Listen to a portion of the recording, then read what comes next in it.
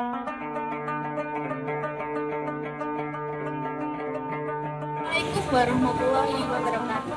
Perkenalkan, nama saya Nanda Derajana dari Prodi Pendidikan Bahasa Arab dengan NIM 20203077.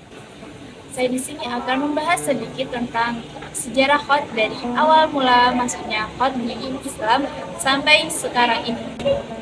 Pertama, saya akan mengenal seni khot. Seni khot merupakan salah satu cabang dari seni rupa Islam lainnya. Seni khot telah menempuh sejarah perkembangan yang lama dan mencapai puncak perkembangannya sesuai dengan peranan kebudayaan di tiap negara Islam. Secara bahasa, khot diambil dari kata bahasa Arab yang memiliki arti tulisan atau sebuah goresan. Karena itu, khot memiliki makna yang sama halnya dengan kata dalam bahasa Arab lainnya seperti kitabah, tahrir, raqam, satr, ataupun zabur. Hanya saja, dulu khot hanya ditulis dengan di atas sebuah pasir.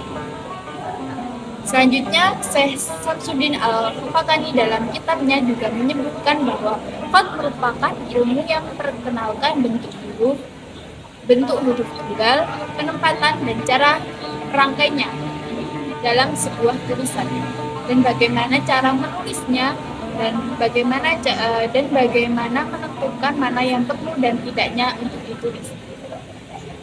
Selain itu, bagaimana cara mengubah ejaan yang berubah dan bagaimana cara mengubahnya. Selanjutnya, ciri khas dari khot sendiri itu ialah susunan dari aksara ataupun huruf dengan komposisi tertentu.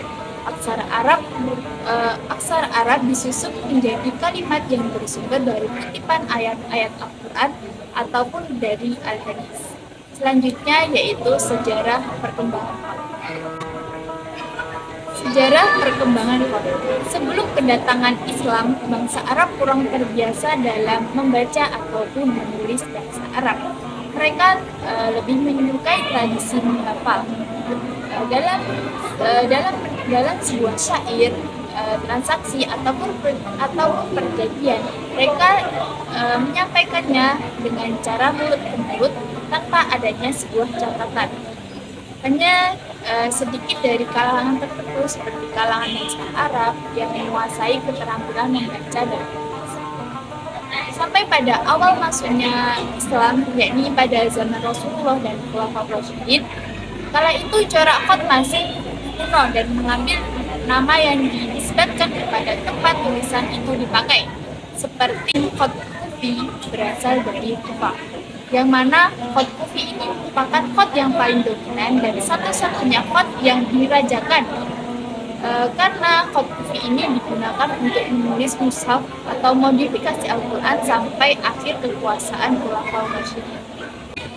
Selanjutnya, memasuki zaman Khalifah Bani Umayyah, mulai timbul ketidakpuasan terhadap tulisan khot, karena mereka menganggap bahwa khot Kufi ini terlalu kaku dan sulit digoreskan. Maka dari itu, mulailah pencarian bentuk lain yang dikembangkan dari gaya tulisan non-Kufi, sehingga lahirlah banyak gaya jenis khot yang terpopuler di zaman itu, seperti khot Umair, Jalil, Sulus, dan Sulusai.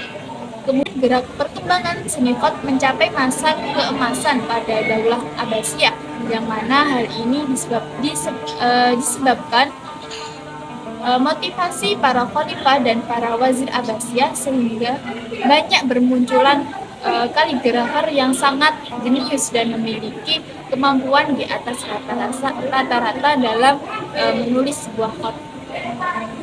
Pada masa itu, kaligrafer Daulah Bani Abbasiyah sangat ambisius dalam menggali penemuan-penemuan baru atau memodifikasi corak-corak yang telah berkembang.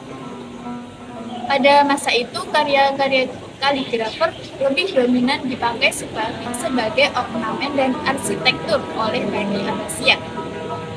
Jadi pada Bani Umayyah yang hanya mendominasikan unsur ornamen, flora, dan geometri. Selanjutnya, pertumbuhan kaligrafer masuk ke tahap konsolidasi dan penghalusan. untuk menghasilkan sebuah karya masterpiece di zaman kerajaan Islam lainnya, seperti pada zaman Turki Utsmani. Di masa tersebut lahirlah berbagai karya besar yang menunjukkan puncak kreasi agung seniman kaligrafer, sekaligus menjadi lambang semangat Islam. Selain itu, pada masa ini tumbuhlah gaya kot baru seperti Farisi taklik, Nas taklik, Bubar, Jalil, dan Arjih taklik, Sikatse taklik, Tahriri, Bari taklik, Diwani, dan Diwani Jalil, serta Tugra dan Zul Arus. Hingga akhirnya di zaman sekarang ini, sebagian dari gaya kot yang semula berjumlah ribuan telah pupus. Kini tinggal beberapa corak kot yang masih sering digunakan oleh para kaligrafer di dunia Islam.